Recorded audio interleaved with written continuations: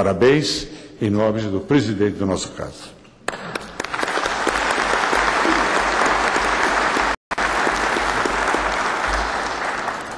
Concedo a palavra para falar em nome do Congresso do Senado Federal, o senador Morazildo Cavalcante, representando o presidente do Congresso e nosso irmão na nossa loja maçônica.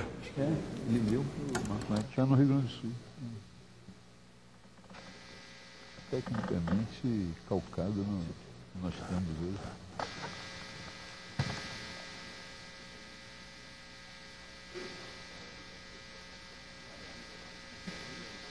Senhor presidente, querido irmão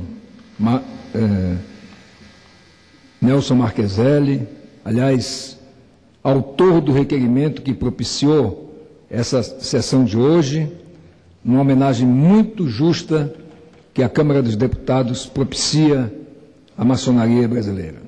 Tive a oportunidade, na sessão da manhã dessa sexta-feira no Senado, de fazer um pronunciamento, justamente registrando essa data importante que será comemorada depois de amanhã, da criação do nosso Grande Oriente do Brasil, portanto, completando 190 anos de sua existência.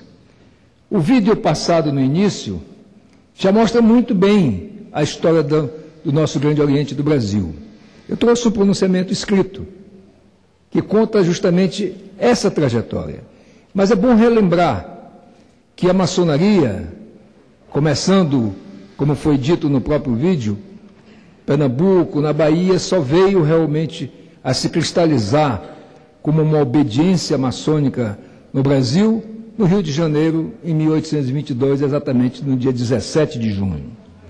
Então é muito importante que a gente tenha acompanhado essa história e visto que ilustres homens públicos, como foi aqui citado, o Barão do Rio Branco, José Bonifácio, Dom Pedro I, Marechal Deodoro, Duque de Caxias, homens que estavam enganjados na vida pública, trabalharam de fato em uma grande união com todos aqueles homens que tinham em si justamente o ideal da igualdade, da fraternidade e da liberdade, de estarmos juntos e mudarmos, portanto, soerguermos, como mandam os nossos ensinamentos, a humanidade daquele momento. E, no episódio da abolição da escravatura, eu diria que a maçonaria começou a abolir a escravatura antes mesmo da primeira lei, que foi a lei do ventre livre, dos sexagenários, porque foi exigido dos maçons que eles libertassem os escravos que tinham. E passou a se adotar que qualquer pessoa que quisesse ingressar na maçonaria, além de preencher os requisitos de serem livres e de bons costumes, não terem, portanto, escravos.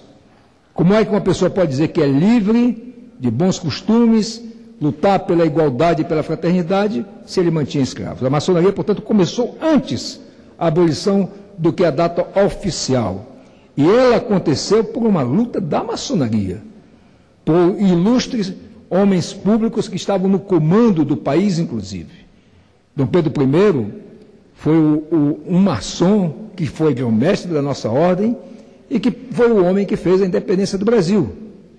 Nós continuamos a história com a proclamação da República, feita por um grupo de maçons, tendo à frente o Marechal Deodoro, que foi, inclusive, o grão-mestre da nossa ordem. Então, essa é uma história que nos honra muito. Isto é, nós fizemos muito no passado. Estamos fazendo muito também no presente, como foi mostrado aqui. Mas, se nós tivemos um século XIX em que predominou o iluminismo, que inclusive fortaleceu as hostes da maçonaria, justamente com as ideias da liberdade, da igualdade, da fraternidade, nós tivemos depois o século XX com o advento da ciência, da abertura das comunicações, e hoje nós estamos no século XXI. Portanto, a nossa ordem, que já daqui a 10 anos completará 2 séculos de existência, o Grande Oriente do Brasil, precisa de fato continuar essa caminhada de fazer cada vez mais pela sociedade onde vivemos. Eu quero dizer, inclusive, aqui, cumprimentando a todos na pessoa do nosso soberano grão-mestre Marcos José da Silva, que eu tenho muito orgulho de estar há mais de 3 décadas na maçonaria, de ser filho de maçom, de ter um filho maçom e de ter um neto demolê. Porque realmente eu tive momentos na minha vida, na minha formação, em que a incredulidade me deixou realmente com muitas dúvidas a respeito de ingressar na maçonaria, embora tendo um pai maçom. Por quê? Porque quando eu estava lá na aulinha de catecismo, a freirinha disse, mostrando um folder horrível do inferno, disse assim: para cá vão aqueles que pecam, aqueles que fazem o mal, e os excomungados, como os maçons. Aquilo foi como uma punhalada no meu coração. Saber que o meu pai estava já condenado ao inferno, estava excomungado, e embora com aquela época os jovens não tinham tanta coragem como hoje em dia, 10 para 11 anos, eu fui interpelar o meu pai, preocupado com a situação dele, e disse: como que o senhor fica num lugar que já lhe está condenando ao inferno? Ele disse: meu filho, se isso fosse verdade, eu não colocaria você para fazer a primeira comunhão. E é só o que eu posso lhe dizer, o resto você vai aprender.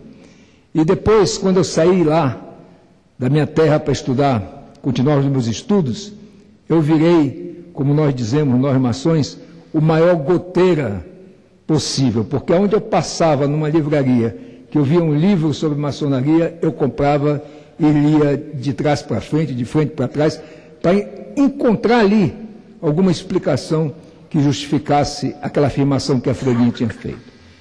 E me formei, voltei para a minha terra, e os maçons contemporâneos do meu pai me procuraram, porque eu era lauto, para ingressar na maçonaria. E eu disse: eu ainda não tenho uma convicção formada. Eu preciso ter certeza de um passo que vou dar. E ainda levei 4 anos. E quando eu fui iniciado, minha mulher, que era filha de maçom e neta de maçom, ficou acordada até tarde, quando a gente volta da iniciação.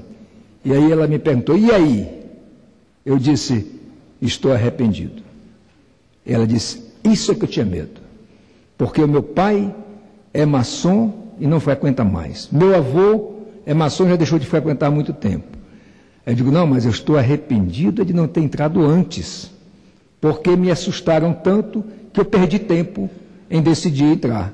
Mas como é que ela perguntou: como é que você, só com uma sessão, já chegou a essa conclusão? Eu digo: porque pelo que eu vi lá dentro, pelo que me foi dito, eu acho que realmente eu perdi muito tempo. E seu pai e seu avô não frequentam mais, porque eles já estão dispensados de frequentar a loja. Estão remidos, como nós chamamos. Não é porque eles estão arrependidos da ordem. Então, desde lá, eu nunca deixei, apesar dos afazeres como médico, depois como político, eu nunca me afastei da ordem. E nunca tive vergonha de dizer que sou maçom. Pelo contrário, este ano nós vamos fazer a 13ª reunião, sessão solene no Senado, em homenagem à maçonaria, no dia 20 de agosto, que é o dia do maçom. E a primeira vez que eu fiz, eu fiquei admirado pela quantidade de e-mails que eu recebi, a maioria deles de não maçons, dizendo que ficaram, porque foram vários oradores, né? Ficaram entusiasmados com o que ouviam e queriam saber como é que faziam para entrar na maçonaria. Alguns, poucos, contestando. Mas o que eu quero dizer é que, na verdade, na medicina, a gente, quando começa no meio do curso, mais ou menos, quase todo estudante de medicina vira ateu, porque ele acha que a ciência explica tudo. Tem tanta explicação que ele acha que, de fato, Deus é uma invenção. Mas depois que a gente se forma, que a gente começa a lidar com a saúde, com a vida e até com a morte das pessoas, a gente começa a ver que, às vezes, tratando pessoas iguais, com a mesma doença, umas têm uma recuperação mais rápida e outras não. E, geralmente, as que têm recuperação mais rápida são as que têm fé. E aí, é que eu tenho dito para algumas pessoas que ainda hoje têm essa dúvida, é que a maçonaria é talvez a única instituição que, para a pessoa entrar, além de ser livre de bons costumes, precisa da permissão da esposa, da concordância da esposa.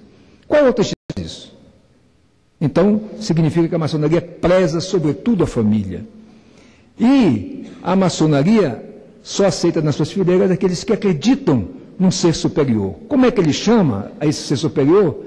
Para nós não interessa. A religião dele não interessa. Para nós chamamos de grande arquiteto do universo, que no nosso entender é talvez a denominação mais bonita que tem para chamar Deus. E eu quero, portanto, presidente Marcheselli, pedir que a parte escrita que eu trouxe seja considerada como lido, mas quero dizer que estou falando de coração pela minha satisfação de ver de fato que a nossa ordem tem progredido e nós precisamos progredir ainda muito mais. Nós somos capazes disso. Se nós analisarmos, nós somos a única instituição que tem gente de todas as profissões, formado talvez em 99% de pessoas casadas, que têm família, portanto.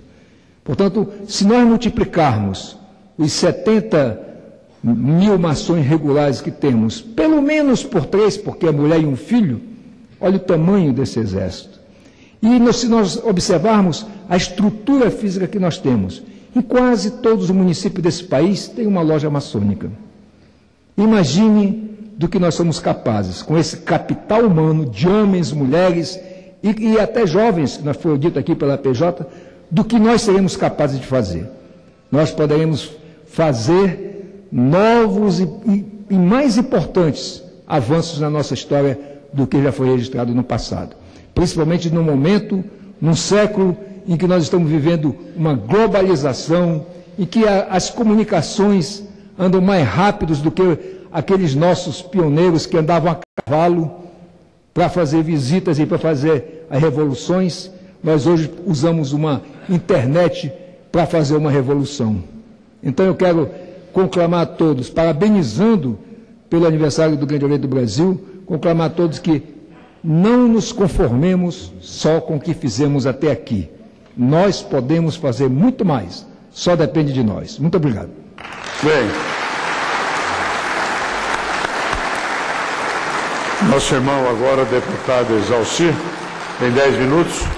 Antes falando, confirmando a presença aqui do irmão Aderaldo Pereira de Oliveira, grão-mestre Paraíba, grão-mestre estadual do Rio Grande do Sul, Américo Pereira da Rocha, Antônio Heleno Martins, Tocantins, Aurélio Aguiar Moita Júnior, da Amazonas, Barbosa Nunes,